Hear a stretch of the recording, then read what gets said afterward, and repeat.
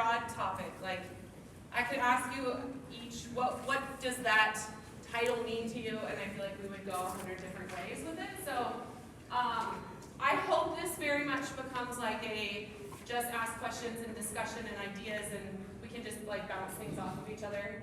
But I'm gonna just see what happens with the information that I'm gonna give you guys, and we'll just go from there. So, I mean, I just feel like you could go 100 different ways. Go ahead. No, go ahead. So really, I feel like as a coach, like this just sums it up when you're trying to design your practices, your season. Like it's your job. Your kids will fail because you planned. If you lack planning, you're planning to fail, right? It's your job, it's your responsibility as a coach to make sure that your kids are prepared in every aspect. We can't do it for them, but we can make sure that we've given them all of the tools and all of the information that they need in order to be successful. Ultimately, the success falls on them. But really, we have to be, at the end of the day, able to look in the mirror and say, what should I have done differently? What could I have done differently? And how is athlete A different from athlete B? And we're going to talk about that a little bit too. So really, before designing your practices, these are, when I sat down and started thinking about this, these are like the top 7 things that I really think about as far as what do I need to consider when I'm going to plan my practices, when I'm going to plan out my season. We'll go through each one of these, but like some very basic things that sometimes get taken for granted and you sort of forget about. My least favorite is number 4, all those other spring events. We'll talk about that, but that's the like prom, and I have to get my nails done, and I have to get my hair done, and I have to do all these things, and that impacts our season, and that takes up time. And so a lot of times we sort of skip over those little things that we haven't really like taken the time to make sure that we know what we have available and what we're going to do. So we'll go through each of these. So really just starting out, we have to know what facilities we have available. This picture here is my high school where I coach at. So this whole upper field here is the size of like a soccer field. It would be the size of like a regulation size soccer field. And it's completely dedicated to just my throwing. These other 2 fields here are soccer fields, that there's practice fields, and then of course our track is up here. So we're kind of sitting up on top of the rest of our facility. The cool part about it is that this shot put area, we have slowly over the last 5 years been able to kind of redesign and change and adjust. So most recently we poured this concrete. We used to have just 1 shot put ring when I first took over, and then I convinced them to expand the shot put and give me 2 shot put rings, but we didn't have the money to connect it with the concrete. And then they had to do a project to make it handicap accessible, and so they had to put in a sidewalk behind my shot put rings. So then I was like, well, now I can use the sidewalk and throw into my area, right? Utilizing things that weren't really for me, but they're in my space, so I'm going to use them. And then just this last summer, we were able to finally pour the concrete, and so now we have an area, it's probably, I don't know, 60 feet by 12 feet. Something like that, of just solid concrete. Still only 2 toe boards, but lots of concrete space that I'm able to use and have lots of athletes doing things. The struggle with my facility is I only have 1 discus cage here and 1 discus cage down here in the corner that you can't see. So I have shot putters practicing, and I have 1 discus cage. So what do? Right? That's a consideration that you have to think about, and you have to figure out, what am I going to do, and how am I going to use this space? If I have 5 kids, this is a great facility. If I have 10 kids, borderline difficult. When you get up into the 20 kids, depending on how much room you have to be a lot more creative. And so that's just one of the things that you have to think through. Is like, what space do I have available, and how can I safely add more space and add more stuff? We use lots of plywood. We have some rings that we've made out of plywood, and we just put like a deck over paint on top of them, and so they become a little bit waterproof and have a little bit of a texture to them so that the kids can be on them. And we just put those down in the grass next to the discus, and instead of 1 ring, now I have 5 rings because I have 4 plywood sheets that we lay down, and suddenly I just quadrupled how much space I have, right? So very basic things, but you have to know what space you have available and how many kids can fit in that space in order to be effective at your practices.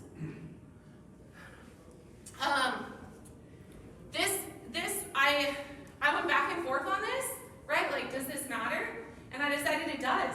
Because if I have to, down there at the bottom, can athletes access them easily without constant supervision? That's a big piece. Can I say to an athlete, I need you guys to go get discuses today? Do they know where to go? Do they know which discuses to grab? Do they know how many to grab? Right? Can they easily access them and put them back where they're supposed to be? Can they do these things without my supervision? Because now I can be over here with this other group working on something while they're going and transitioning from drills into getting ready to throw. And so I think that's important that you know how many implements you have. If I have 10 girls throwing the shot put and I have 8 shot puts, we're going to have to take a whole lot longer at practice for all of us to get throws in. Or I need to convince my head coach to buy me shot puts, right? And so you have to know those types of things. You have to anticipate what's going to happen. And again, it seems very simple, but even there's been years where I think, oh, we're good. We have plenty of implements, we're fine. But what I didn't take into consideration is, are the implements appropriate for the athletes that I have? I have, I don't know, like maybe 32 boys discuses for my facility, but I bet 20 of them are rubber discuses because nobody knew that you needed something more than rubber discuses before I started coaching there. That's just, well, they're cheap, so that's just what we bought, right? And there's nothing wrong with that, except that I, as a coach, am now doing my athletes a disservice by not providing the appropriate implements. Do I own $500 discuses? No, right? But do I need some metal discuses with a variety of rim weights and 80% rim weight and a 90% rim weight? Yeah, I do. I'm going to need that depending on my level of athletes. And so I think that's the other thing that I got in there my first year, and I was hired pretty late in the game. It was middle of February, and I had about 2 weeks. And I stepped in and I went, well, where's all the implements? They're like, oh, they're like back in those milk crates somewhere. And how many do we have? And what do we have available? And how many kids are we going to have? And so it's just something that every year you need to take stock of. You need to make sure that the next year, as your kids grow and improve and get better, that you have the appropriate implements. And then you have a class of freshmen again. You're like, oh, yep, we need all those rubber discuses back, right? Especially for those boys when they're transitioning to the bigger weight. Okay? We kind of hit on this already, right? Your returning athletes and your new athletes. Those are 2 completely different groups. You can put different expectations on your returning athletes to be effective at practice than you can your brand new athletes. And how many is that going to end up being? So we'll talk a little bit more about that as well. Impact from weather, right? Are you taking that into consideration when you're planning your seasons? It might be parents that have never done track. You guys, I'm sure, experience this. But I'll get people that say, oh, we're not a track family. Our kids played soccer and baseball, and we did basketball and football, but we don't do track. We don't know anything about track. And they're the first parents to complain to me when something gets canceled on Friday and rescheduled for the next Saturday and then changed to Tuesday, and then they decide to do it half on Thursday and half on Friday, right? Like, that's track season. That's just what happens, at least in our area, is that they move stuff around.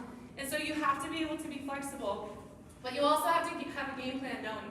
So I typically, I'll plan out, but when I'm looking at weather and the impact of weather, I'm looking 2 weeks out. I'm like, okay, there's a storm coming in, and it's probably going to impact these 3 days of practice, and we're going to have to be inside. So what can I be doing now to make sure that I'm prepared for that, rather than waking up and being like, well, shoot, can't go outside because there's a foot of snow on the ground, right? And then having to decide in the spur of the moment, what am I going to do differently? So just constantly like thinking ahead and planning ahead so that you can make those changes. My kids get really consistent in like what days they think we're going to throw shot put or we're going to throw discus. And then I'll say, well, we're actually going to throw discus today. Why, Coach, we threw discus yesterday?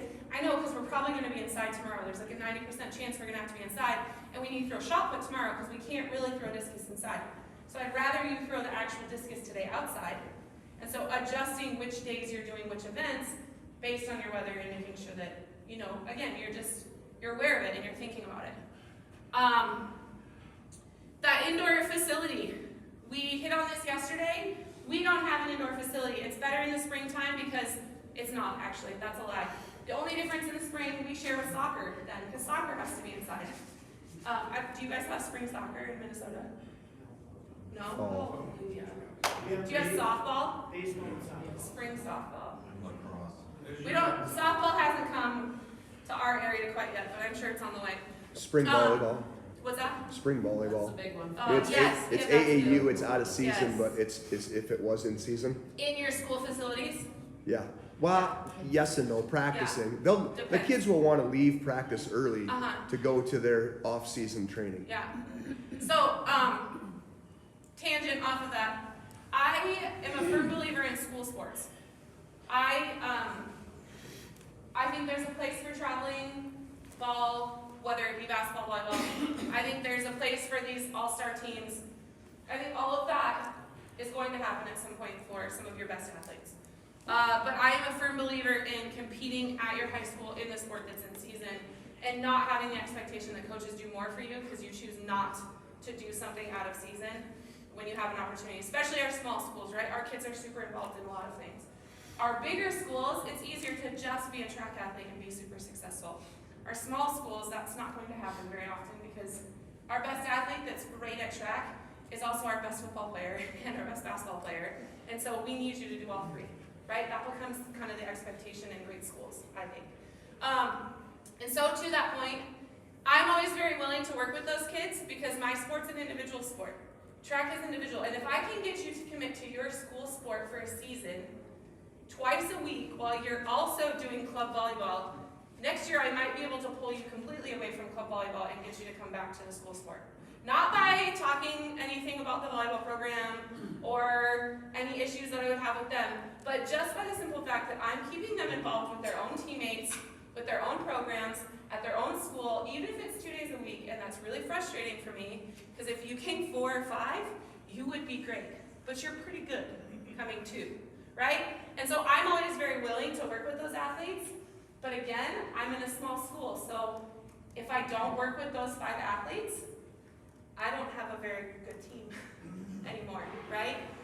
And so I think that's a great point that you have to decide. What's your stance on it, your personal stance on it? I know there's coaches on my staff. I'm not the head coach, but there are coaches on our staff that are like, you come to my practice or you're not on my team. And I'm very much the opposite. Like, you want a rodeo? Great, let's talk about that. Because if you miss 3 weekends in a row for rodeo, you're still coming to practice 3 or 4 days a week. When it's time for you to compete, you're gonna be ready. And then you'll qualify. With the exception being, I need to know you're committed to the end of the season. And regionals and state, that becomes your priority. But I'll work with you the first 6, 7 weeks of the season, right? So that you can do both of those things.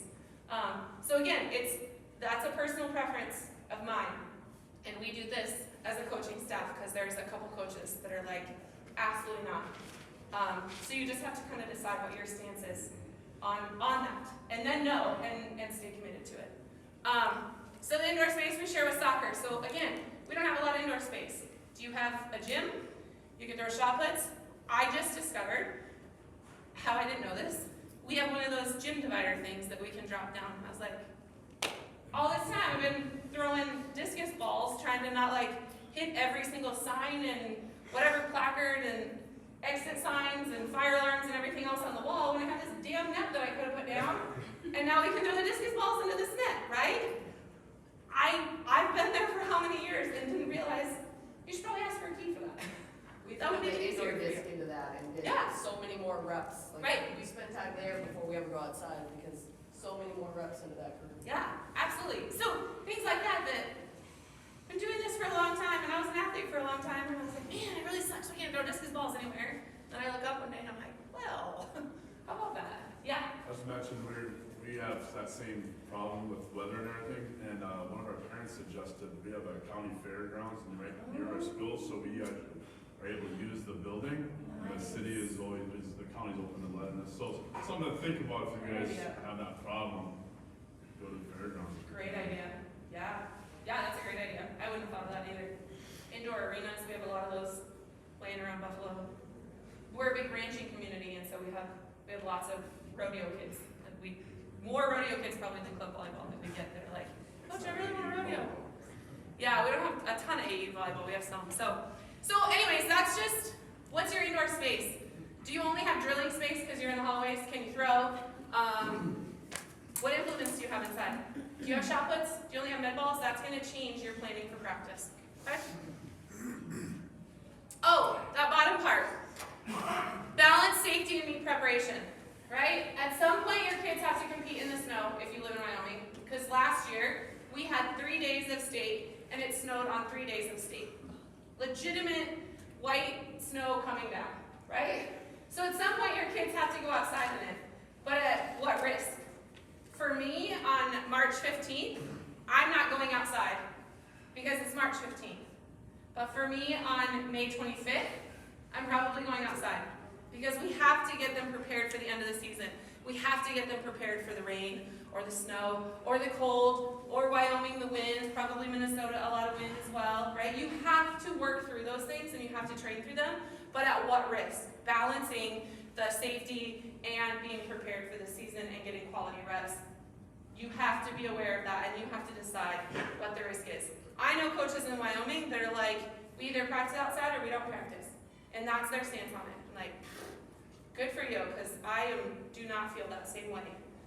And I grew up in a cold state, and I competed in cold weather, but then I lived in Arizona for 9 years. And so I'm like, I think I'll just stay inside today. It's borderline cold out there, chilly, wet, whatever. I think we'll stay inside and get good quality reps. Okay, how many of you share athletes? How many of you hate sharing athletes? Right? We were talking about this a little bit earlier where my loving father-in-law said, you're kind of like the island of misfit toys up in my throwing area. And I am sometimes, because they're like, oh, you're really not doing well with triple jump. You should go try throwing. Oh, you're not a great distance runner. You should go try throwing. Like, how about, man, you're a great athlete. You should go try throwing. I never get those ones. That never happens. That's usually like, you're a great athlete. You're going to sprint and jump and hurdle, and you're going to stay down here. Right? Whether you can relate to that or not, sharing athletes is a reality, especially in the small schools. Some of my best athletes are also sprinters or hurdlers, or they might jump. I had a kid 2 years ago that graduated, and he started out as a sprinter jumper type, and then he sort of moved to like mostly just jumping, and then thought, well, maybe I want to compete in the multis when I go to college, and he had the body type for it and the athleticism. So he's like, I think I want to kind of try out discus a little bit and see if I like it, see if I decide to be a multi. By his senior year, he was long jumping, high jumping, throwing the shot put, and throwing the discus, and qualified for state in 3 out of the 4. Right? And so he just became like our field event guy. That's what he did. But for technical events, that he can't high jump and long jump on one day together, and then throw shot put and discus. And so how do we balance that? And what does that look like? And for us, it looked like shot put once a week and discus twice a week, because discus was his better of the 2. And then he was balancing his long jump and his triple jump. The most important part is it's our responsibility as a coach to develop that plan and stick with it and stick to it. And if we make an agreement with another coach, a sprint coach or a distance coach or a field event coach, whatever it is, it's our job to not only hold ourselves accountable to that instead of being like, hey, just let him come with me today. I just really need him today. And accepting that this isn't my day that I get to coach him. It's their day, and they get to have him, but also holding the kid accountable for that so that they don't just start pushing one event off to the side without us even realizing that that's what's going on as coaches, right? So again, that's a reality. Back one. The balancing the event groups. We don't have javelin in Wyoming. Minnesota doesn't, right? Nope. So North Dakota, a handful of North Dakota coaches have javelin also. I also know that these North Dakota folk have multiple coaches, so it's different for them. I'm a one-man show when I go to practice, and I have these 7 that are gliding, and these 5 that are rotating, and these 10 that are throwing discus, and then they're going to have to flip-flop and switch and change and move to different event groups. So balancing that and how am I going to get quality coaching in each of those event groups, and knowing what's my breakdown of those event groups. Sometimes all of my kids will throw shot put. I'll be like, gliders, you're over here, rotators, you're over here, we're all throwing shot put, right? And then there's a day where I'm like, girls, you're going to shot put. So I have some gliders, some rotators, boys, you're all at discus. So I change it up and I mix up the groups. That's mostly because I don't like cattiness, and I don't like clicks, and I don't like So I just make them throw it different. I'm like, juniors and seniors are here today doing this, freshmen and sophomore, and then freshmen and seniors, you guys are together. So that's, again, just my own personal approach that I've taken because I see the value in it and I can see how much growth our team has had in doing that. But again, you have to be aware that you have to balance all those things in one day. And then in 1 week, how many times do you have to balance that to get that to happen? Now you can go. This is my favorite slide. Oh, yay. Okay, so how many I put there? 2, 4, 6. I put 8 of them up there, and I, off the top of my head, was like, well, I forgot this one, I forgot that one, I forgot this one. And now suddenly in my 12-week season, there are 12 other activities that are going to happen, and they spread all those ones out, so they're all a different week. But they all end up being during 1 week of my season, right? That is spring in Wyoming. Everything happens in the springtime in Wyoming. Coach, I won't be here on Tuesday and Wednesday. And then the next week I'm gone on Thursday, but then the following week I'm there, except for on Friday and Saturday during the meets. I'm like, awesome. So we're gonna practice 3 times, and then you're gonna be upset when you don't throw far. It's your first meet in 3 weeks, because you've thrown 3 times. I again take the stance of, I want well-rounded human beings that are going to be productive in society, because they are the future of our country. So I'm annoyed that you're excited about prom for 3 weeks ahead of time and have to get your nails done 4 times. That annoys me. But you know what? I'm going to be excited for you, and you're going to experience high school, and you're going to get everything out of it that you want to get out of it. Because I'm one small little slice of their world. That's the reality. Track is my whole world in the springtime. And track is this big to them in the springtime for some of these kids. I put all of this stuff on our calendar. And the kids are like, Coach, I don't do any of those things. Why does it matter? I'm like, it's not for you. It's for me. Because I have to be prepared, and I have to know, and I have to have it in my brain. This week is going to be different again. This week's going to be, we can't, picture day, let's throw that one on there. Because that's a waste. We might as well not have practice on picture day, am I right? Look, I mean, everybody. Then the kids know, they're like, oh, Dr. Coach, it's picture day. I'm like, you're right, don't talk to me, I hate this day. But it's part of being a good coach is one, I fought it for a long time, I didn't want to accept it. It's like, this is crap that our seniors are going to skip this day. They should be responsible and show up to school and come to track practice. Well, they're not going to. They're 17 and 18-year-olds, right? So am I going to fight it, or am I going to embrace it and make the best out of the time that I have from them? So just be aware, know what goes on at your school. And you, again, I'll use Bismarck Century. You guys probably don't deal with a lot of this because you probably don't have somebody that's going to the state FFA competition, also part of FBLA, and is the student council president, plus does track. Right? That might not happen at your school because your school is how many thousands of kids? 2,000 kids. That probably doesn't happen. But in Buffalo, Wyoming, that's our best athlete. So I'm like, yep, do all those things and come back to me when you're ready. Right? Because that's what I have to do. Because I want the best athletes, so I will let them go to FBLA and FFA. Yeah? What kind of calendar do you use? Do you have a team Google Calendar, and do you put workouts on it too? Not necessarily. I just have a team, a Google Calendar. I just make up a Google Calendar, and then I send the kids weekly updates so that they know, hey, this is what's coming up this week. And that's usually when kids go, well, do we all have to go to the spring choir? I'm like, no. No, I'm just pointing out that it's happening on Thursday night, so some of your teammates are going to have to leave at 4:30 when practice doesn't normally get over till 6, so they're probably not going to throw that day. Oh, but we don't all get done at 4:30. No, you don't. Right? And so I just give them a weekly update. This is what we are planning to do, and then when things change, I will adjust as we go. Does that make sense? Yep. Yeah. But if you can get them to go to the spring play together, that's a cool thing. Oh man, so I had a senior boy last year decide, he's played soccer his whole life. And he decided, man, soccer kind of sucks, and I'm the goalie. And my teammates were really bad the year before, and I got scored on a lot. But I had a lot of saves in the goal, but nobody paid attention to that. And I don't want to be treated like crap anymore. And we practiced right next to the boys' soccer field. So he's constantly looking up at his friends the year before. I'm like, Jackson, come on, buddy. Right? Doing this number, am I going to track yet? Teasing him, but also being a little bit serious about it. So he decides to come to track. So him and another teammate of his, who was a cousin of mine, decide we're going to do everything we can our senior year. Neither of which were like super spectacular athletes. They were good athletes, they were successful, qualified for state, right? Great students, are going to be productive members of society. We're going to do everything we can, so they sign up for the spring play. You would have thought it was the freaking Super Bowl when all of my throwers walk in the door for the spring play, and they're all yelling and screaming and clapping and excited for these two teammates that were trees. They were trees in the spring play, but they were so excited to be there, right? And so you're absolutely correct. When your team buys into something and they show up, I'm like, yeah, we're cutting practice off early because we're all going to the spring play to go watch the trees stand there and do nothing, right?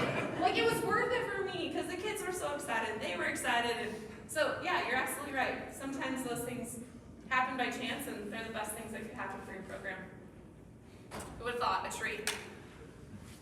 Okay, what's the length of your season? And I get a little bit more into this in depth here in a couple of slides, but this question I think is important. What meets matter the most for the team, and what meets matter the most for each athlete? For us, the only meets that matter for us as a team are regionals, because we want to be regional and conference champions, and we want a trophy, and state, because we want to bring home a trophy.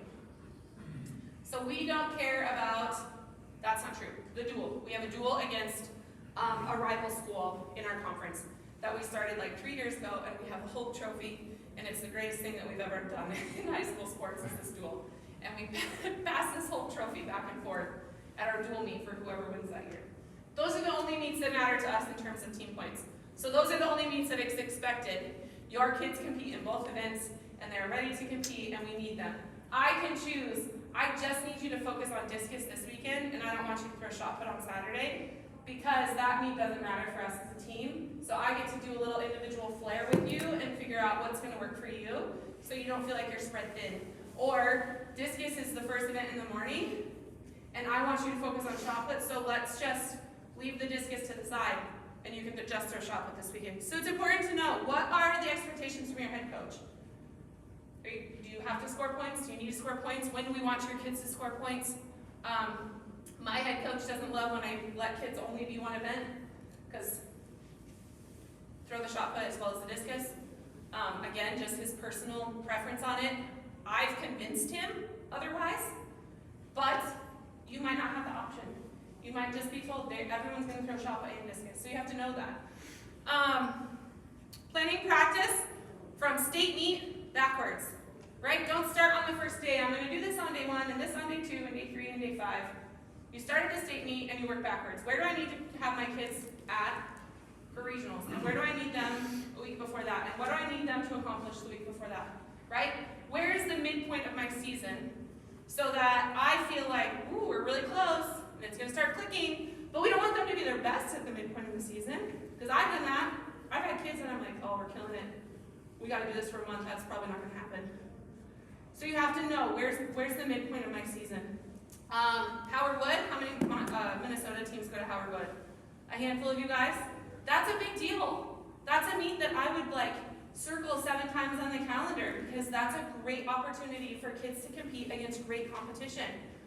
We don't have anything like that, really that close in Wyoming to go to, any big meet like that. We do travel over to Spearfish, South Dakota, and so that's different competition for us, and we see some bigger schools, and we see some different people than we normally would just staying in Wyoming. We also consider what is typically a good meet. So for us, a good meet is like a 4 or 5 team meet, where you're there for long enough that you get quality rest in between your events, but you're not there so long that you left at 5 in the morning, and you're at the track for 12 hours, and you get home at 9 o'clock at night. There's rarely kids that are going to perform super well in their events on those days.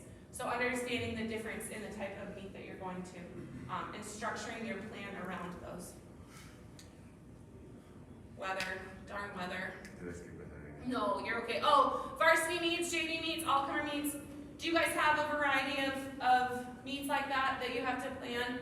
So I have, we only have a few, like just varsity and just JV meets. Most of ours are unlimited entries and they let us bring everybody, our JV and our varsity together, or our all-comers meets, we would just call them.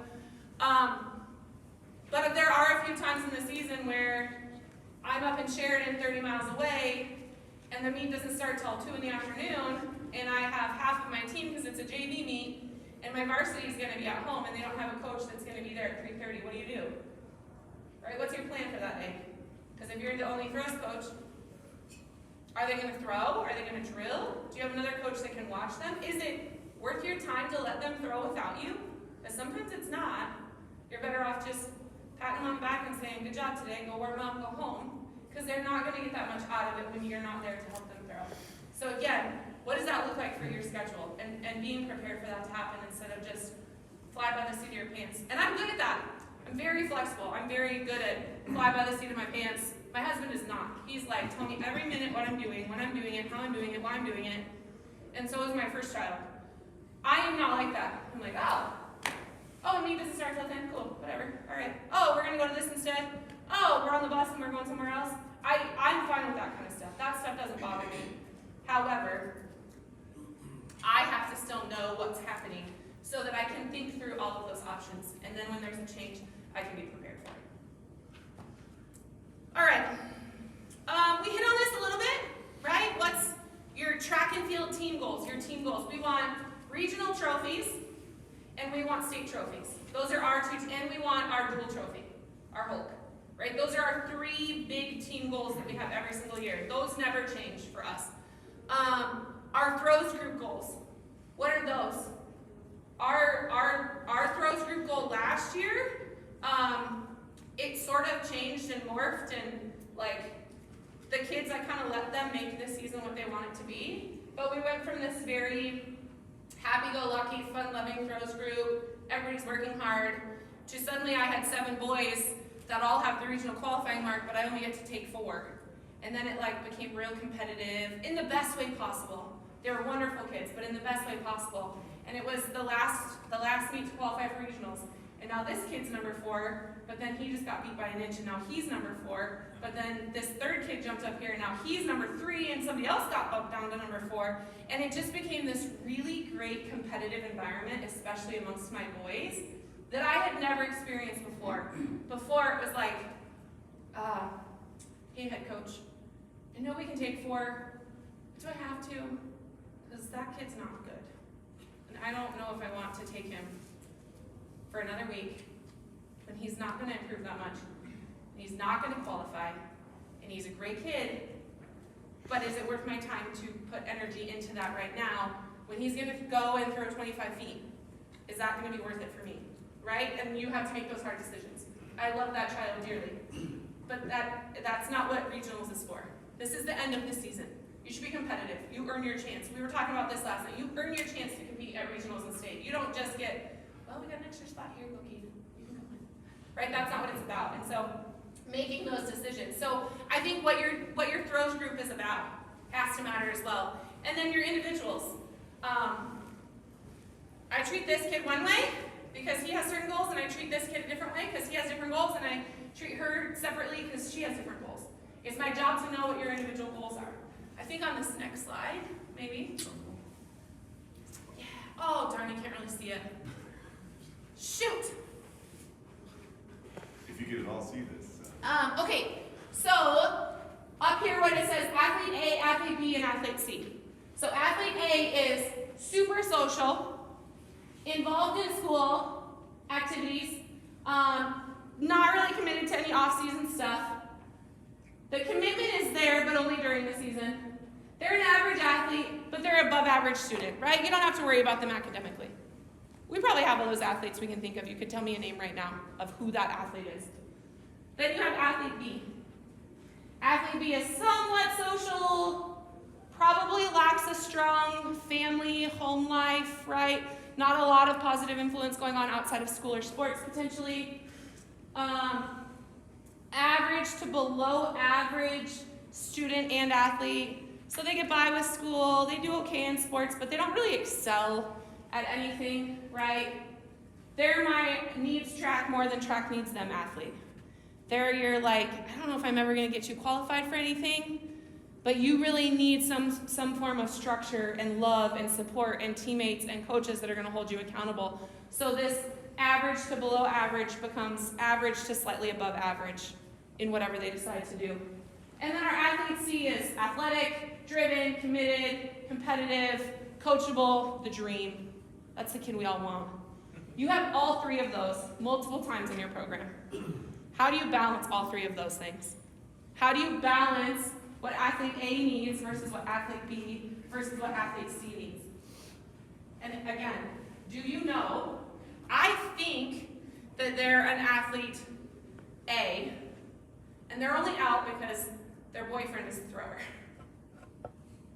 But in reality, I never ask them that question. I don't talk to them. Why are you out for track? Why do you love track? Why do you come every day? Right? And I don't know what the answer is until I have that conversation with them. I can make any assumption I want. Athlete C is athletic and driven and competitive and coachable. And I'm like, yes, we're going to be a state champ. You're going to get a scholarship to go to college. You're going to be competing for the next 4 years. And they're like, Coach, I love track, but I don't really want to compete beyond this. I treat those differently. I am still going to coach my ass off to make you the best that you can be, whether you're A, B, or C. But it's going to look very different for B than it is for C. I love you the same amount, but I'm going to be a nurturer, and I'm going to take care of you, and I'm going to hold you to expectations, and I'm going to do things differently inside my program because you don't have that at home, and that's what you need. Or you're here to be social. I'm like, yep, high five, good job today, you're awesome, see you tomorrow. I'm not going to get on them about certain things because they're here to be around their friends and to have fun and to be a senior that does everything that year and is a tree in the play, right? That's why they're here. Because I've just never done track before. I've done every other spring sport, and I thought I should just try track as a senior. Those are all very different athletes. So you have to know, why are your athletes there? When I feel like I'm struggling as a coach to coach well for somebody, right? And I say that to coach well for them. You know, I joke with the kids, I'll be like, good luck today, play hard, whatever, throw far, do this, do that. And they're like, good luck, coach well. And I'm like, thank you, I will, be my best, right? Because that's my job. It's my job to be the best for you, whatever you need on that day in particular. Just like whatever they can be, that's their job, is to be the best that day. I want you to show up and be your best that day. And so I will say to the athletes, like,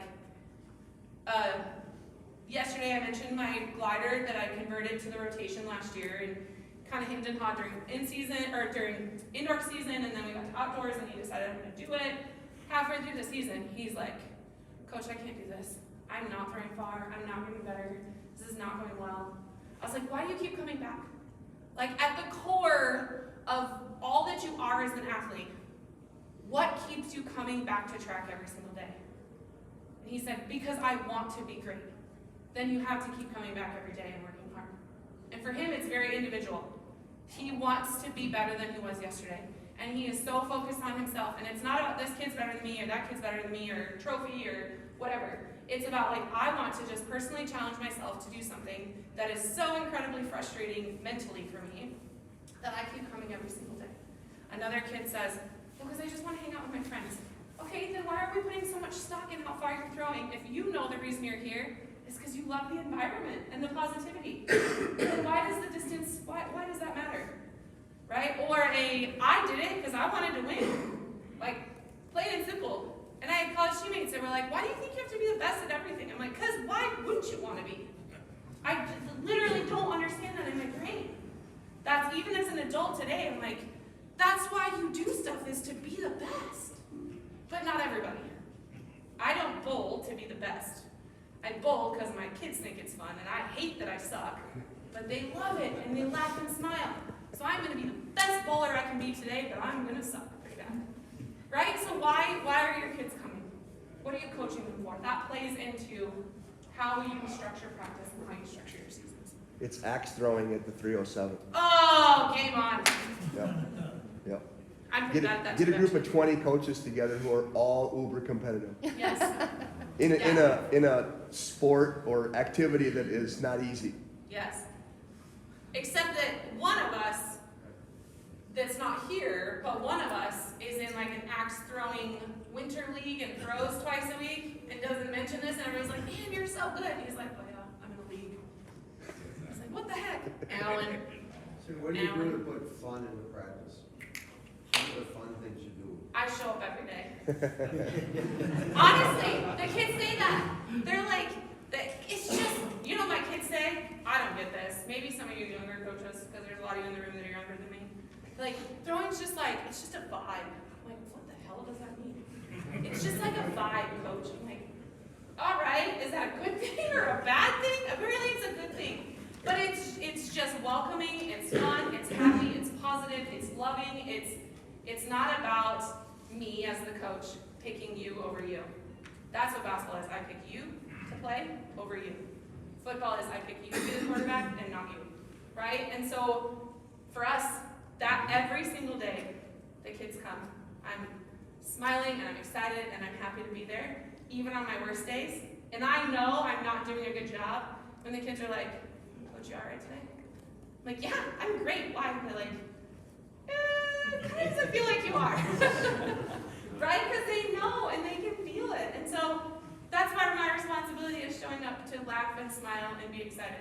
But in all reality, we do a lot of fun things. We play a lot of games. We do some conditioning, we do some sprinting, but we make a tag. And we do relay races when we're sprinting up hills, right? So it's not just like, okay, go run 10 hills. It's like, okay, you four are on a team together. We're going to race 5 times. And whichever team wins, and we'll split kids up, and we'll let kids draft their teams. This last year, we did like a whole program thing, and it was so fun. Our seniors, we had them over for like a team dinner, captains, if you will, on the track team. And they actually drafted teams for one of our Friday practices, and we did a decathlon indoors because we were stuck indoors. And so we did like a little paper airplane toss, but the seniors drafted their teams. So they had to go around in a circle, and they had to draft, and they could draft TJ, but then they had to assign him an event that he had to do. So they got down to the end, and they were like, shoot, I don't have anybody that can jump, and now I have to put somebody in for the standing long jump, and I have to draft one of these throwers. And they're like looking at this group like, they can't jump. And I was like, are you kidding? First of all, they can jump. But it was so much fun. So we intermix a lot of things like that where, again, we just sacrifice a day of practice for the social piece of it to build team dynamics. Last year the kids, we don't have javelin, but we go to South Dakota and they have javelin, and all my throwers are like, why didn't you sign us up for javelin? I was like, you don't even know what a javelin is. Why would I let you throw it? So they're convinced that they're going to get to throw javelin at some point. And I said, well, I own some javelins. They're like, you've never taken them out? I'm like, no, because we don't throw javelin. So I agreed we were going to have this barbecue, and they were going to get to throw javelins and hammers, and we were just going to mess around. The boys want to throw the girls' implements, the whole thing, right? And so we were going to mess around. And it ended up just being a barbecue because it snowed. So we just had a barbecue at our house, and the kids were out in the garage playing cornhole, and it was just the throwers. We did potluck style, and they had a great time. And they asked me, Coach, can we do this like once a week? No, we can't, because I don't have that much time. But we could do it like once a month, 3 or 4 times throughout the season. And I think that kind of stuff is really important because it builds a family. And it takes more time, and sometimes you feel like, gosh, we could have been at practice right now, but we're grilling hamburgers instead, and they love it, and they're excited to come back the next day. So it's totally worth it. We have a disc golf course that's next to our school, Nice. and like 3 of the holes are like literally out by where our discus should use area is.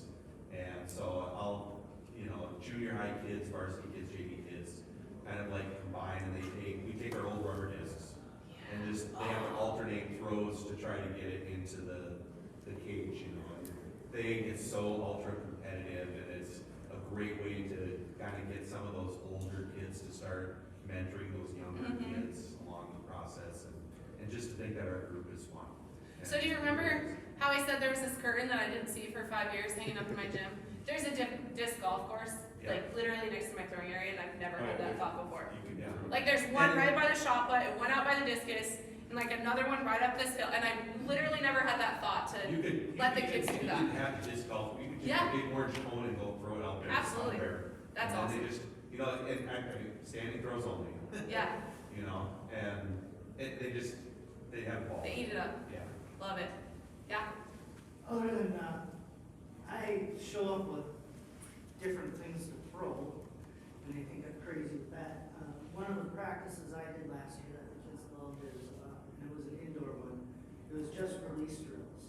And I had split them up into teams, and it was, I called it a relay release drill where, you know, first one, they were just on their knees and they threw it wherever the shot landed. I marked, the next one stepped up and they threw it like that, and then I just did a series of release drills, Yeah. and they had a great time, and we got in, 12, 15 throws in practice for each kid. Yeah. And they got ultra competitive because one of the things at the school I'm at is our kids don't know how to compete. That's familiar. They don't know how to compete. Yeah. If they don't do good, they do really good, that's good enough for them. Yeah. And- Yeah, absolutely. And so I try to work that into some of my practices too, which they like. Yeah. Yeah, no, I think you're exactly right. But I guess to come back to the how do you have fun in practice, like ultimately it's my job to create an environment and to convince the kids that they want to be part of that environment. And if I show up grumpy and like I don't want to be there and upset about the weather, my kids are going to be grumpy and they don't want to be there and they're upset about the weather. And if I show up smiling and laughing and having fun and excited and giving high fives, They're gonna roll their they're eyes. gonna be like, fine, coach, whatever. But they're gonna give me a high five, right? And then the next time I'm gonna be like, I'm so happy you're here! And the kids are just like, oh my god, you're nuts, man. Right? But it's my job, and if you don't want to be there, then we don't want you there. But I want everybody to be there. That's why I take the misfits. Come on out. Okay. We're almost there, I think. Meets. What are your meet responsibilities? I'm lucky enough, I have a husband that's very knowledgeable about the sport, and it works out that at most of our home meets, he's able to run shot put, and we have a local volunteer that his daughter was a thrower in high school, and so he's very knowledgeable, and he does all of our discus. So I actually don't have any responsibilities on meet day at home, that I get to be there to coach and to cheer and to help out however I can, but I don't have to be stuck just running this event. How many, that's not the case. You get stuck running an event, right? Well, it's hard to coach shot put when you're over at the discus, right? So what are your meet responsibilities and what's that gonna look like? Because that will impact how you coach. And I always come back to this. Can you coach every throw for every athlete at every competition? And if you cannot, then you should not be doing it at practice, right? That's not to say it's a free-for-all, and you let them go and you cut them loose. But the reality is you have to train your kids to believe that they can still do it even though you're not standing there. My kids always say, oh, you always see the bad ones. Like, yep. You're right, I only see the bad ones because they're convinced that like, oh my gosh, Coach, that one was so good, you should watch me. I'm like, okay, I'm watching you. And I'm watching and they're like, no, you only watch the bad ones. That one was really bad. I'm like, yeah, you should turn your right foot more, right? But my kids are trained to know and to understand. I can't watch every single throw. Try as I might, I cannot do it. I am very good at watching this and saying, I need you to keep turning your right foot so that you make sure you, and I'm pointing at this kid and my kids are like, got it, coach. And they know I'm actually talking to you while I'm looking over here so that I can like double time my coaching, right? And then I'm doing the next thing because this one's going and I'm pointing at him, saying whatever it is I want him to do. But if you can't coach every single thrower on every single throw at every single competition, you shouldn't plan practices to be able to do that. It shouldn't be a one by one by one. Watch one kid, watch next kid, watch next kid. Figure out a way so that they can gain confidence and learn how to compete without you. All right, so now what? What do you do? Took all these things into consideration. I kind of broke down my seasons. With the state meet, our preseason, what we consider our preseason, is really like the first couple weeks of the season. And I tell the kids, like, this is season number 1, this is season number 2, our 3rd season is starting, so that they kind of have it in their mindset as well, and they approach competition differently. So our preseason, our mid-season, and and then our postseason with ultimately our goal is championships. We want to win. We want our kids to be great. So our preseason, roughly 3 to 4 weeks, we're training through all of our competitions, right? Competition does not matter. And my kids go, why am I doing stand throws and everyone else is like doing that other thing? Like, because that other thing isn't something you know yet. Because you're a freshman and you started 3 weeks ago. So you're doing stand throws right now. Because we're going to build your confidence little by little and we're going to get you ready for competition. I'm doing you a disservice by just rushing to get to a full because we don't want to be those people that don't do fulls at competition. Right? And I say to my kids, I'm like, you're going to go tomorrow and you're going to be the only kid doing this. They're like, really? I'm like, yep. Prepare yourself for that. It's okay that you are the only one doing this. There are going to be teams that are doing this. That is not us. That's not what we're doing, right? Right or wrong, that's the decision I made for my program. I'm big on setting expectations, right? What does practice look like? When you take my implements out, where do you put them back? When you show up to practice, what equipment do you need to have? When we go to an indoor practice, it's going to look different than an outdoor practice. We're setting the expectations, wasting time. It feels like I'm wasting time when the first 10 minutes of every practice, I'm like, so yesterday I came in, and this is a girl's discus, and it's put where the boys' discus goes. Do you guys understand why that's a problem? And they're like, yeah. Then put it where it's supposed to go. And the next day, what do? So yesterday I came in, after you guys put stuff away, and the girls' shot puts were where the boys' shot puts go, and the boys' shot puts were with the girls' shot puts, right? And really kind of feeling like I'm breaking it down so that I know in a month, I don't even have to pay attention to that. It takes one kid to show up to me, well, I didn't know that was a boy's shot put. Well, because you don't pay attention. We've talked about it for a month, right? And that's on them at that point. So that's part of the setting expectations. Developing common language, what I want them to do, where I want them to be, how I want them to be doing drills, a lot of that technical stuff that we talked about yesterday, that just creating the common language so that they understand when I say, I want you to do stand throw non-reverse, everybody knows what that means. And when I walk away to coach this kid, somebody can be like, dude, she said non-reverse. And they know what that means, and they can help each other out and hold each other accountable. Lots of whole group instruction is happening, lots of teaching the basics.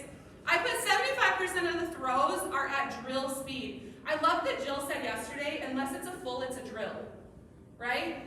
Unless it's a full, it's a drill. So for us, when I say drill speed, it's very much like, it's not, they're not doing fulls, they can be doing fulls, but it's, I need you to slow down so that you can really focus on the middle of the ring, or make sure that you land in a stand throw.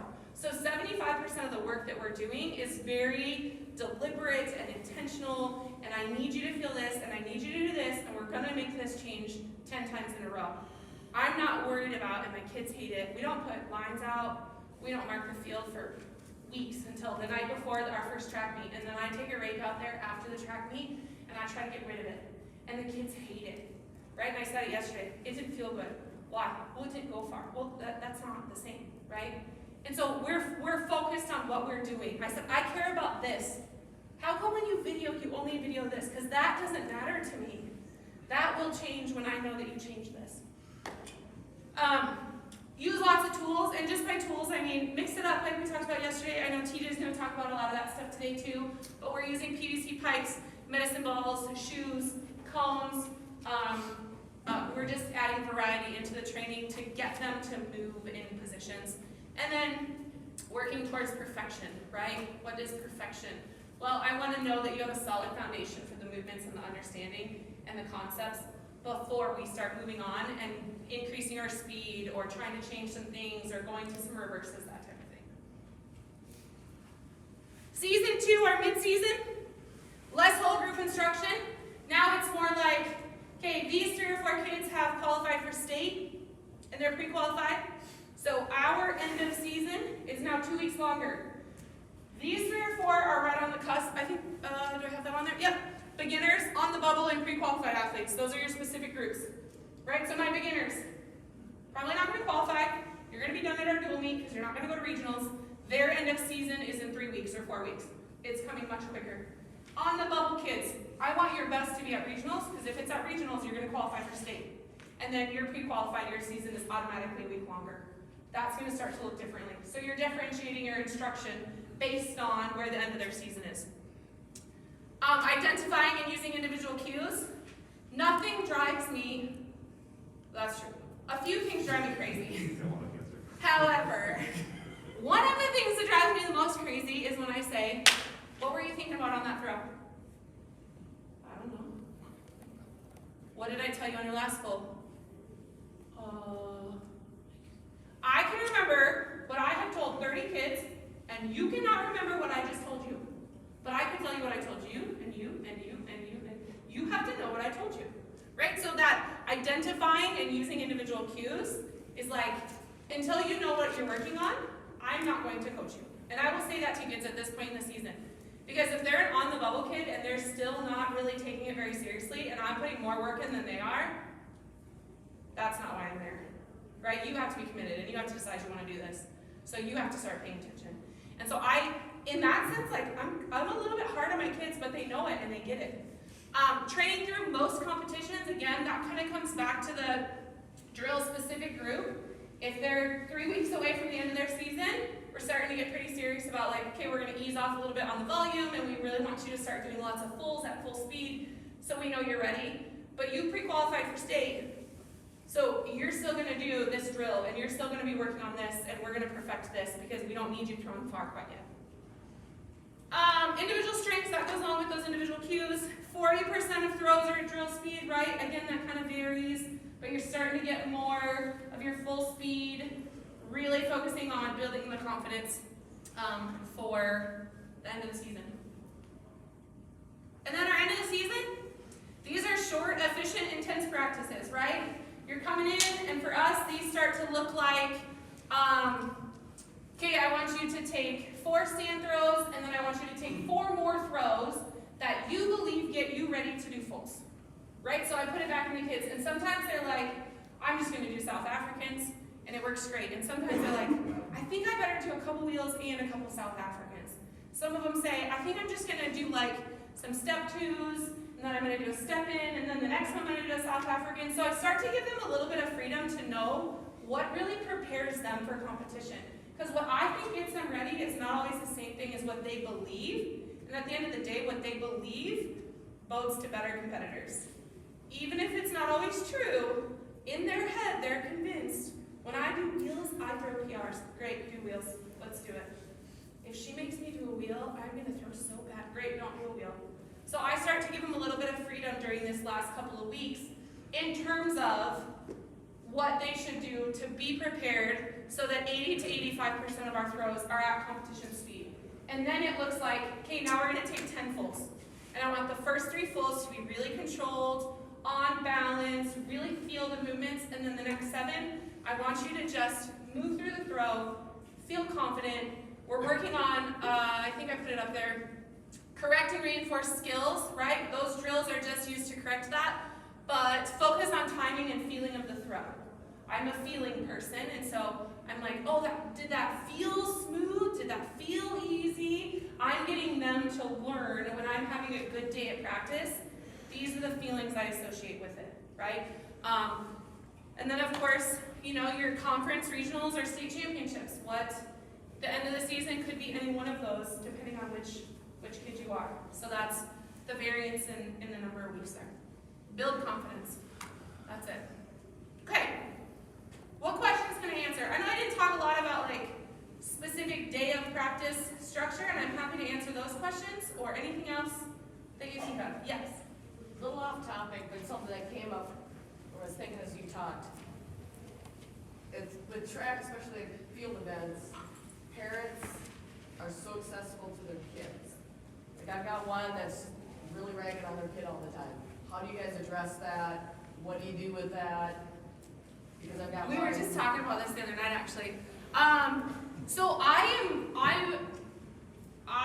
am surprisingly enough, like not a real social people person.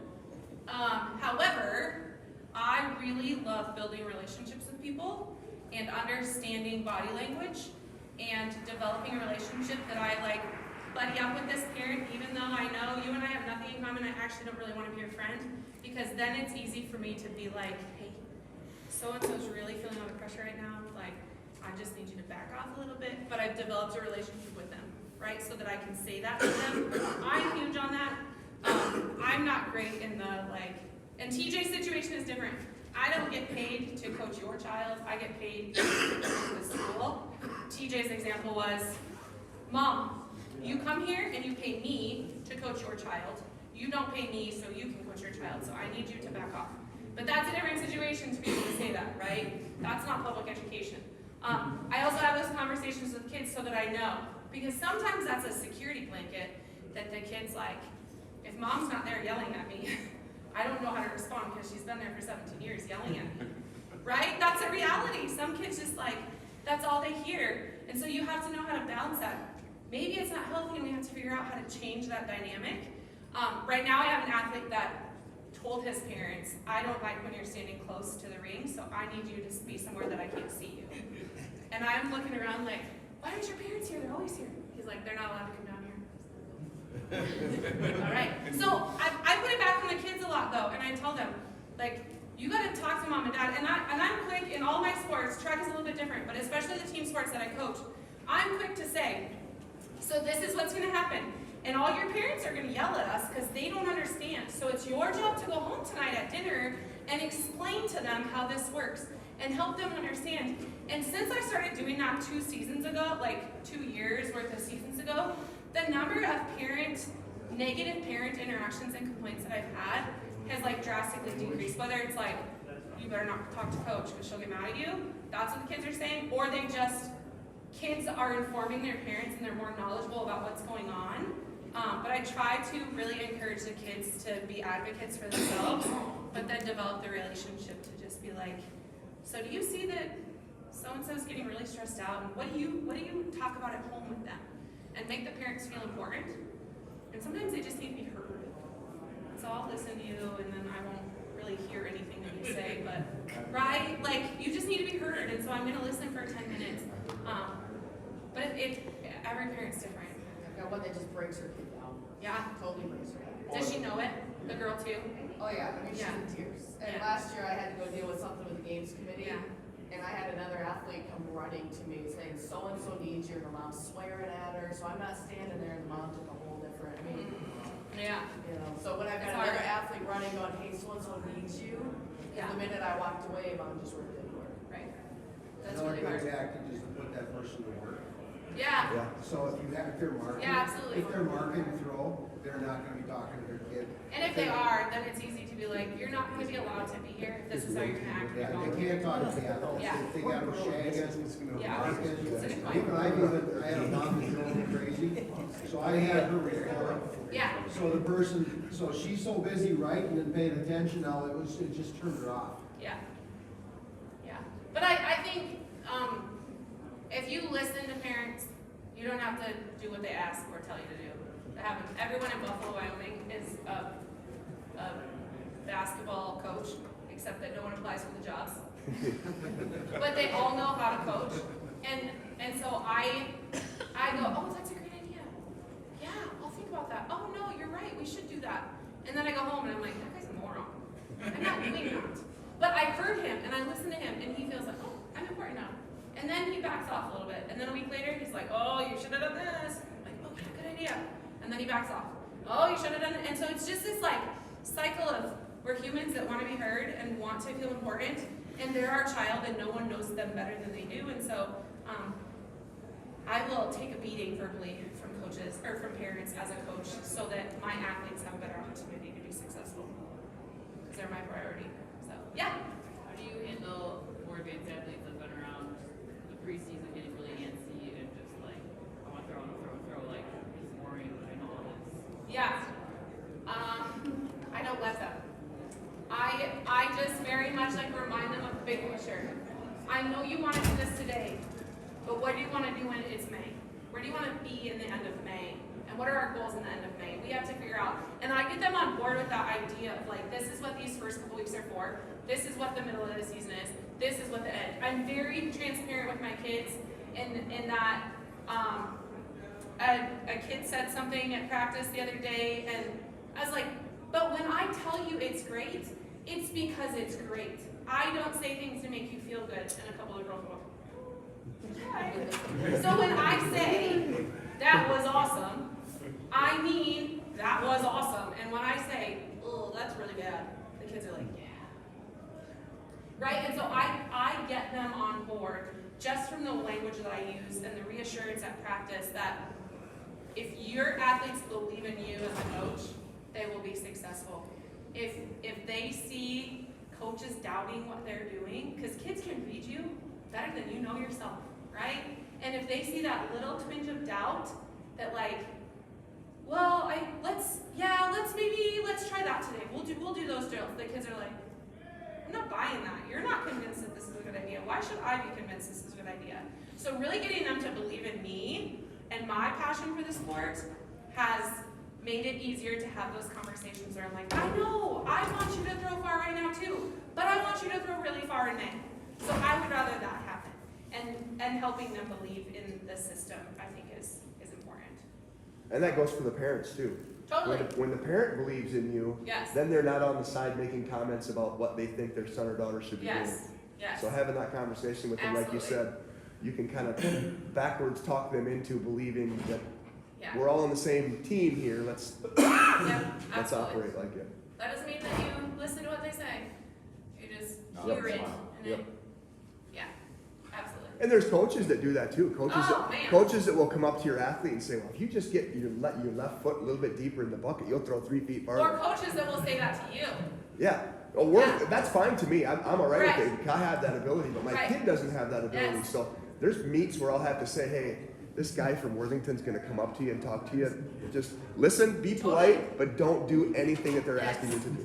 Or they'll say, that athlete said that they were gonna do this. Yeah. I always remind the kids, like, Exactly. you can't, when we go to the track meet, this is what our warm-up is, and this is what you're gonna do, and then you're gonna do this. And they go, but like, why does that kid do that over there? I'm like, I don't know, because he's not from our school. Oh, should I do that? And you'll suddenly see these kids like, oh, we're gonna go run 800 meters before we throw. And I'm like, what are you doing? We don't do that at practice. Why would you do that now? Right? But they think this like the herd mentality, like, well, that kid's really good and he's doing this warm-up, so I should go over here and I should call him and I should do that. I'm like, no, we have to do what we do. We don't do what they do, we do what we do. And I'm confident in what we do, so you be confident in what we do. And I don't know, it's kind of interesting. Kids are interesting. I love body language. I'm like, oh, I love body language and reading body language and watching people at meets and it's like a favorite pastime of mine, people watching because of body language. And so knowing and seeing and finding those moments where you can interject things it's important to get kids on board. So thank you guys. Let me know if you have any questions. Give Sarah a round of applause. We leave at 3. I leave at 3. So Sarah will be here for another couple hours, so if you have more questions, please ask. We're back in about 15 minutes with DJ's second round, so we'll see you in a couple minutes. Yeah, I'll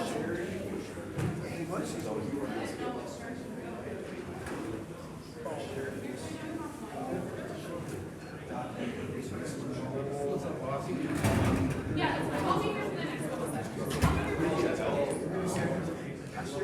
Oh, I have to do that too, probably.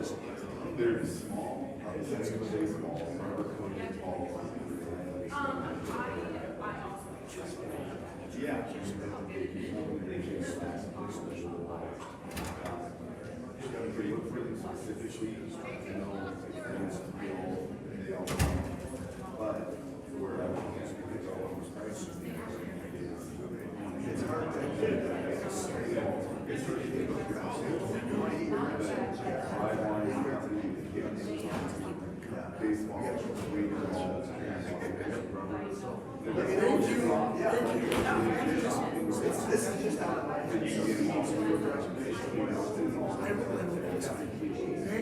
yeah. You got a key? Yeah. Okay. Well, I. Yeah, let's just bring it down here. Throw it in the corner.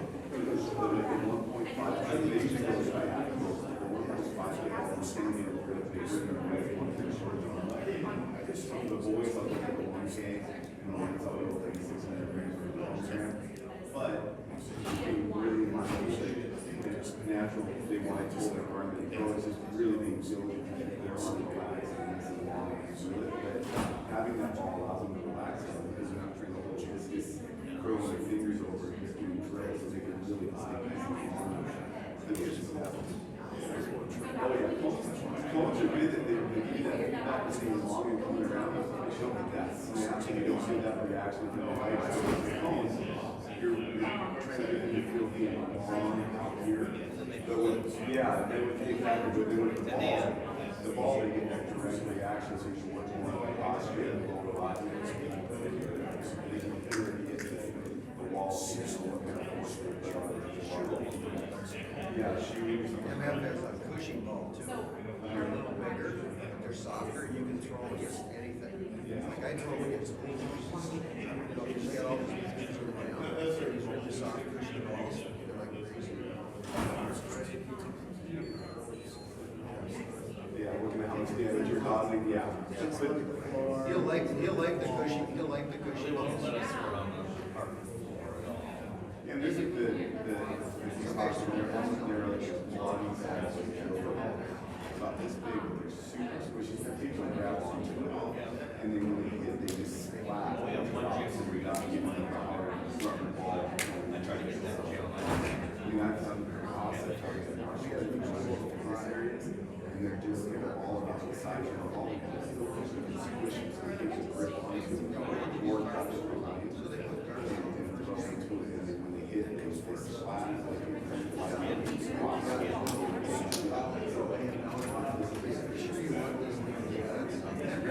grab a brochure.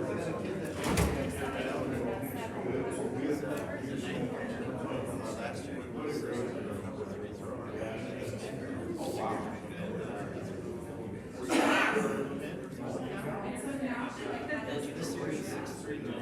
Oh, yeah. Yeah. I just, you know, when you get to those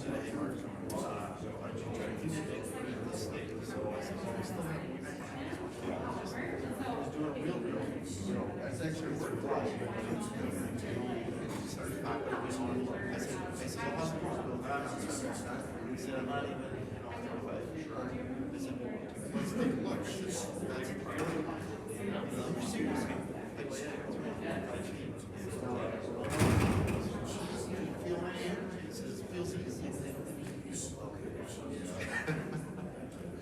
That's what you want. How you doing? Good, how are you?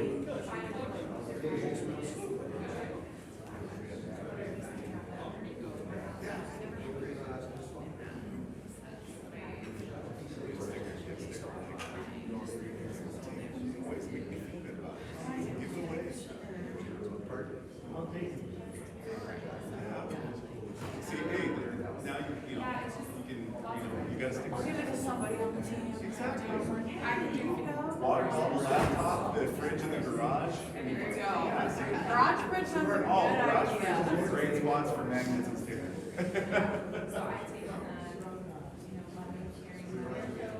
So you use the baseball and the training balls, the different colors? Yeah, so javelin, discus.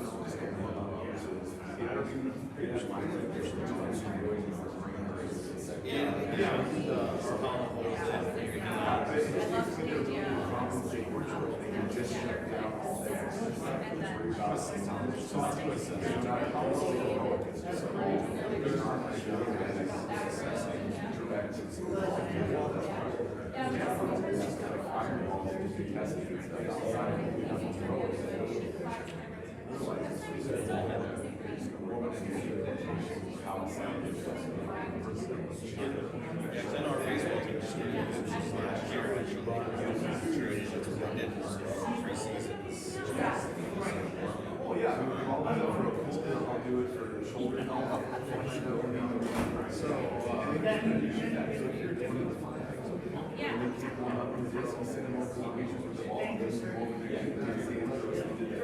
Into the back of the bleachers or against the outside wall, they can sit there with their ball on it, the first play's competing here. Get the ball, so they're doing their stands.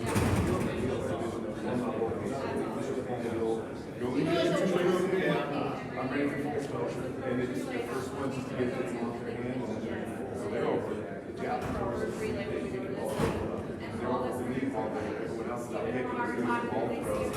So when they come out for the reply, they're warm, they just need to get in the first throw. They have that ball and shoot that, pull it out, they're over there. So you just have one for each. Yeah, they're over it against the ball, all the throwers and line up, and then they're doing their stops. Maybe have to take a stand and get this as the clock, and then their next two shots, they're all, everyone else is well, you guys are sitting around eating burritos. My kids are over throwing ball against the wall. Next thing you know, I guarantee you, within 3 weeks, it's not one of those kids over there. You know, the kids will be over there throwing balls. It's just the way that it is. Well, it's just,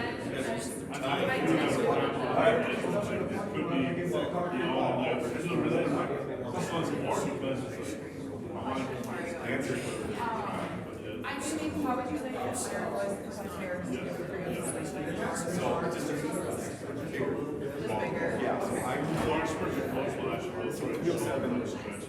Yeah, so they wanted to have that experience for their kids.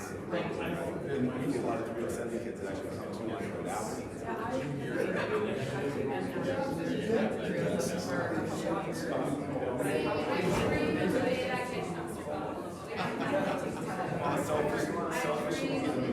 They've got to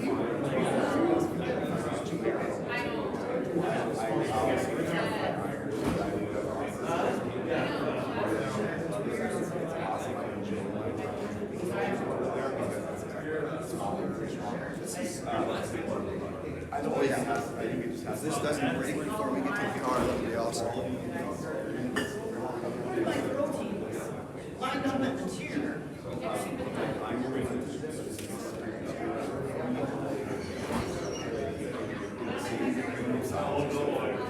they did it just, you were saying that. They did it just to do it.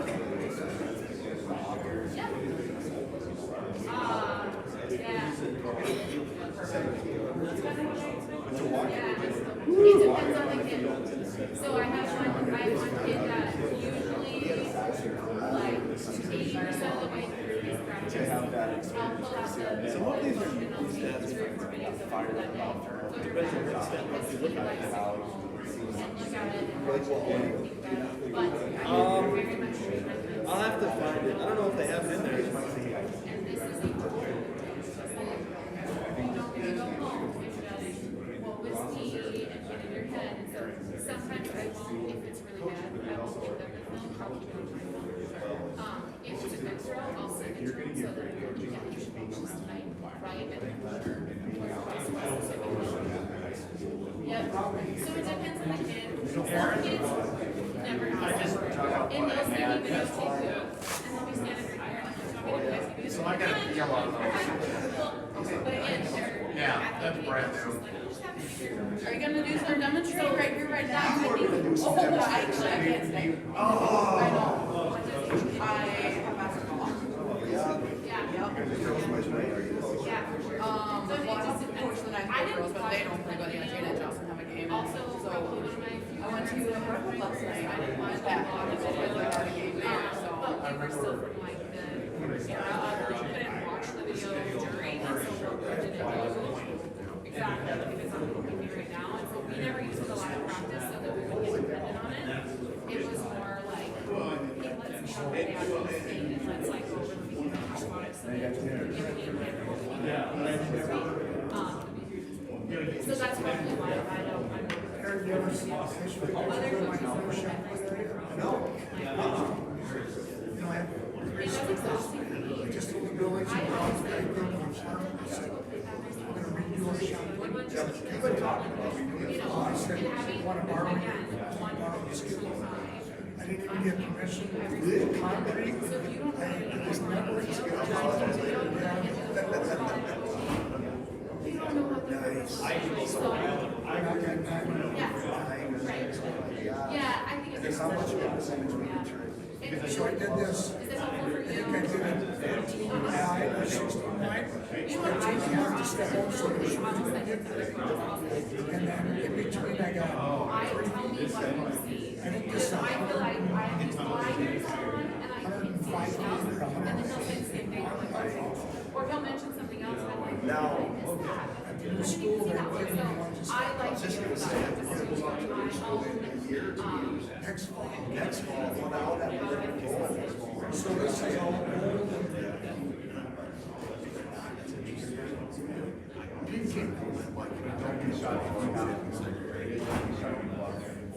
Oh, no.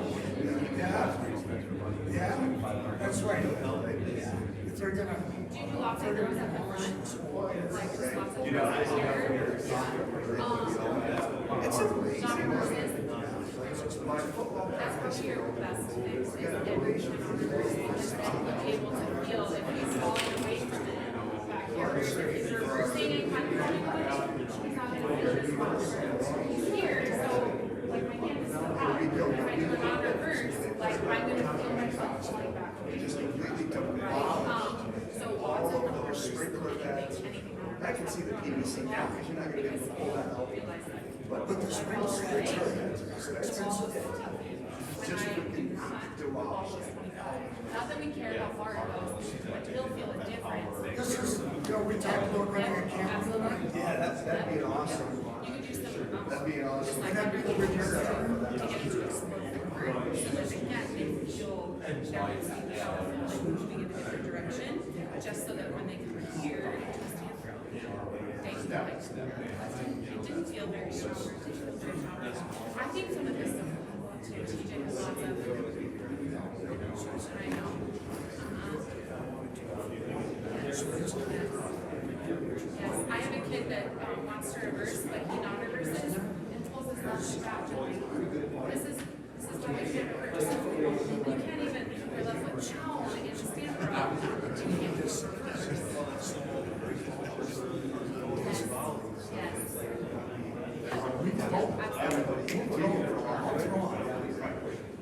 Amateurs out there. Yeah, that's good. Sometimes it's easier to, you know, We've actually done drills where we just do stand throws and have them step on the drill to that, and just have them step over the toe more, only for the purpose of the drill. And see if they can feel. Yeah, it's a balance for sure. You have to see 2 or 3 times, maybe that's enough. Not a whole practice, right? But 2 or 3 times you feel like you're with their shifts, and then you go back and see was there any change. And then maybe 3 or 4 drills were good, and you're like, okay, now we're falling again, okay, do 1 more. I've been knowing that probably like, okay, I want you to do a stand throw. Yeah, I just not connecting the wheel to stand throw, but your stand throw's great. Feel the stand throw, now go wheel, now go back to a stand throw, and have them like flip flop, like type of throw, yeah. To get it back.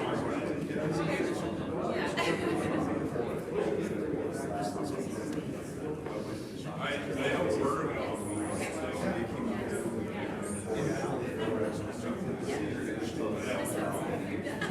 And ours is funnier because we're like, up here. Yeah, you're, oh. I feel like I'm missing something.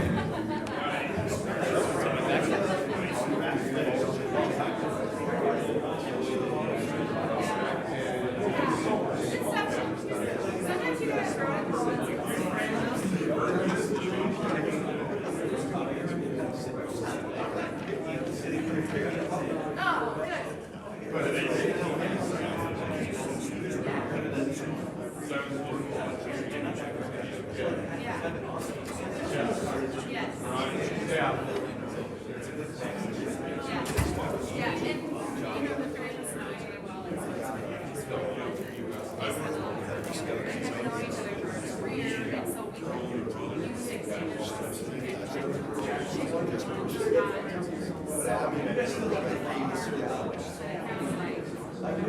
Oh, no, not the circular one. For example, this, you can use some, it's kind of like, you can use the mix of all of it and it goes together.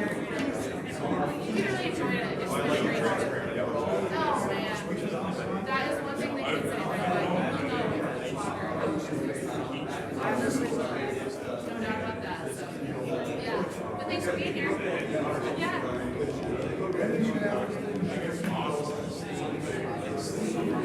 Yeah, I can do that. Uh-huh. Yeah. Yeah, I know that was part of it. Yeah. Yep, yeah, make our own stuff.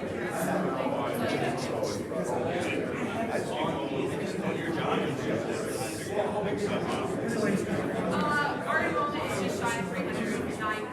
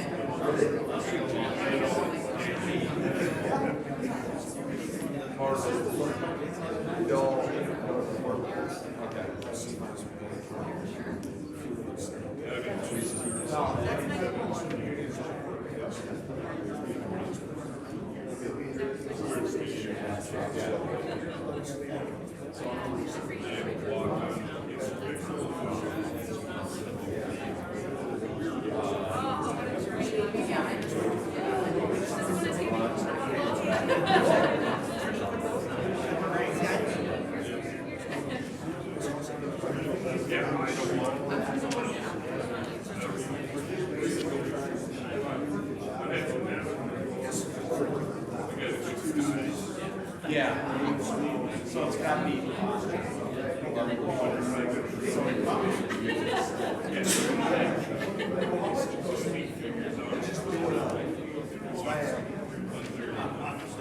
How much is that gonna cost me?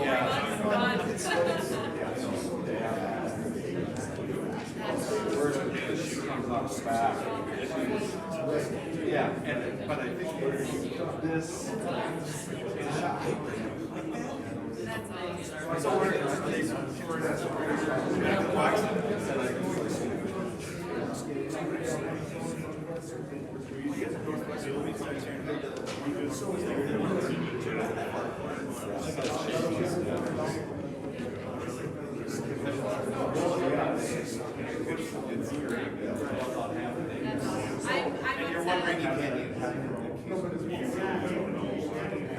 They should just put the name and address on it. So that or Yeah, or you got, if you shoot me an email, and I'll share these, PowerPoints. Yep. Yeah, I know, we talked about that too, and I actually don't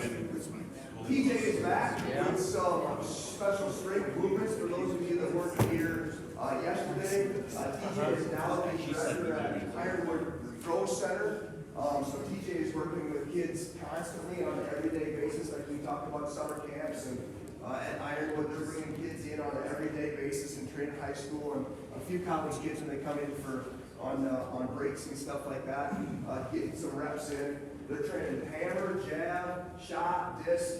So it's kind of a cool facility. Check it out online or follow Ironwood on Instagram and social media, or TJ's Coach Crater. Yep. On Instagram, and you can see all the goings on there. It's really cool. There's a lot of good stuff on there. Prior to that, TJ spent 19 years coaching the NCAA, which we'll have a presentation on in the afternoon. It's going to demonstrate a lot of information on recruiting, which is very important to us as coaches also, so that'll be very cool. So, welcome back, TJ Crater. Thanks again, guys. So this presentation is more about presenting ideas on how to apply specific strength, whether you're trying to just get an attribute of the throw or you're trying to